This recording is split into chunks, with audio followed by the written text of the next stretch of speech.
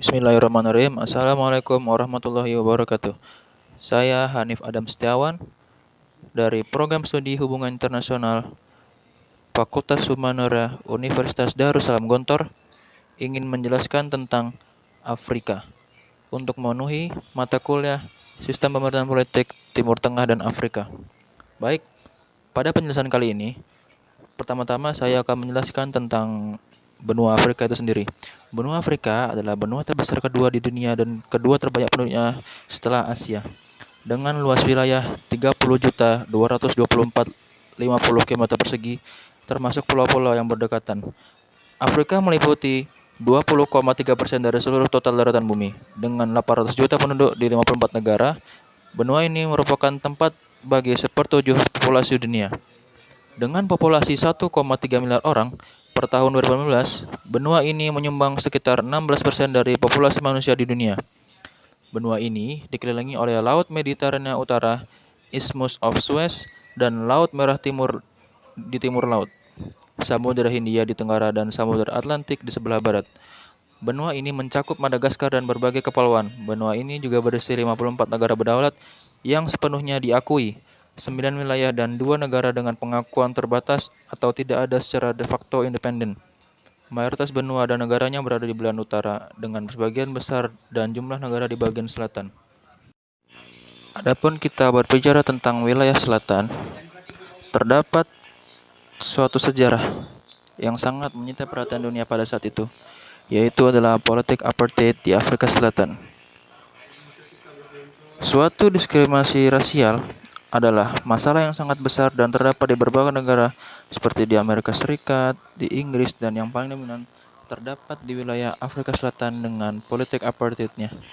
Oleh karena itu, Afrika Selatan menjadi fokus perjuangan anti-rasialisme menuju realisasi keadilan. Kata apartheid berarti keterpisahan dalam bahasa Afrika, dan itu menggambarkan kaku rasial yang mengatur pembagian antara populasi minoritas kulit hitam dan mayoritas penduduk kulit putih. Perjuangan mayoritas kulit hitam Afrika melawan dominasi minoritas kulit putih merupakan konflik rasial utama dan terakhir. Masyarakat internasional aktif mendorongnya. Namun, kelompok kulit putih cukup banyak dan terlalu kuat, sedangkan kulit hitam begitu lemah dan terpecah belah. Sampai pada akhirnya muncul seorang yang bernama Nelson Mandela yang ikut aktif dalam memperjuangkan penghapusan politik apartheid di Afrika Selatan atas dasar agar krisis rasial dan konflik yang terjadi di sana segera selesai dan Afrika Selatan menjadi negara yang sangat kondusif. Dalam kelanjutan politik apartheid, untuk membentuk dan menegakkan kebijakan apartheid, Parlemen Afrika Selatan mengadopsi serangkaian undang-undangan yang begitu luar biasa yang memungkinkan pemisahan sepenuhnya antar kelompok ras dalam setiap langkah kehidupan.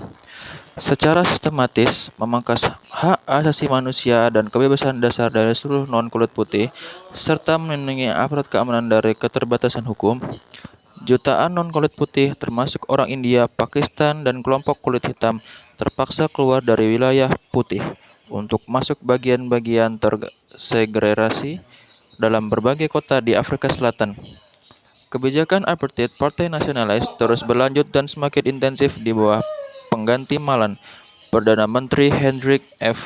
Verwoerd pada tahun 1961. Pemerintah memutuskan hubungan dengan Persemakmuran Inggris dan menyatakan negara tersebut menjadi Republik Afrika Selatan. Pada tahun 1983, seiring dengan meningkatnya ketegangan antarrasial, Verwoerd terbunuh. Untuk menanggapi seruan dari dalam dan luar negeri yang terus meningkat untuk pembuatan kebijakan yang semakin berkesan bodoh di seluruh dunia, ia menawarkan perdamaian pada Nelson Mandela, pemimpin Kongres Nasional Afrika untuk Afrika Selatan, yang telah melewatkan 18 tahun dalam penjara dengan dakwaan sabotase serta konspirasi dalam menggulingkan pemerintahan.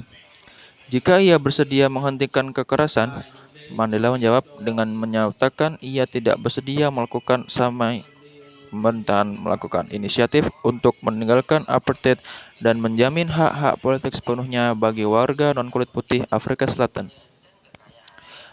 Adapun undang-undang apartheid dicabut pada tahun 1990 dan 1991, yaitu Undang-Undang Pemisahan Fasilitas, Undang-Undang Tanah tahun 1913 dan 1936, Undang-Undang Wilayah Kelompok, Undang-Undang Komunitas Kelompok Berkulit Hitam tahun 1984, dan Undang-Undang Registrasi Populasi tahun 1950.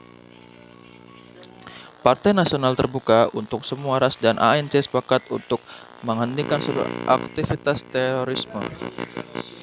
Di saat yang sama, pemerintah berjanji untuk membebaskan lebih banyak lagi tahanan politik dan memfasilitasi repatriasi sekitar 40.000 mereka yang mengasingkan diri.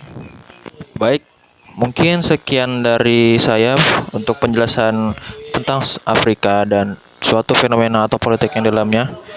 Kurang lebihnya mohon maaf. Dan terakhir, wassalamualaikum warahmatullahi wabarakatuh.